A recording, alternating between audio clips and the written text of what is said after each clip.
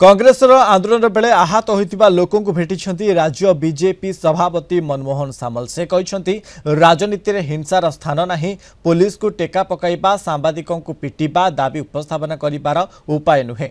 यह निंदनीय अटे, यह घृण्य राजनीति। कांग्रेस को 56 वर्षर हिसाब मागिछंती आ कहिछंती आमर 9 मासर सरकार कांग्रेस क्रिमिनाल पॉलिटिक्स आरंभ करिथिबा कहिछंती मनमोहन।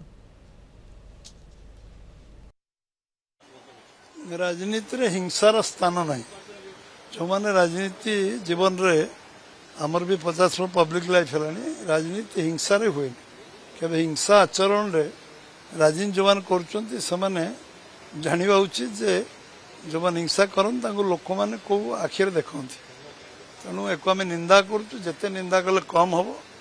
दाबी उपस्थापन करवा गणतांत्रिक व्यवस्था रे निजर दाबी को उपस्थापन करे के मना करूनी, किंतु पुलिस को टेका पकेवा, मारिबा, कांग्रेस दल को लोक निंदित निंदित बोली लोक चित्रण करछन। तार कारण होचे समाने तांको आदर्श विचारधारा किछि नहीं, केवल निजर स्वार्थ साधन पर सस्ता राजनीति, घूर्ण्य राजनीति। कौन सी कारण नहीं। गोटे सरकार को लोक निर्वाचित करछन 5 वर्ष में, तुमको 56 वर्ष केंद्र सरकार देले, ओडिशा 40 वर्ष उर्ध्व सरकार देले, तुम्हें आम 9 मासर सरकार को तुम ताकू टॉलरेट कर पारन।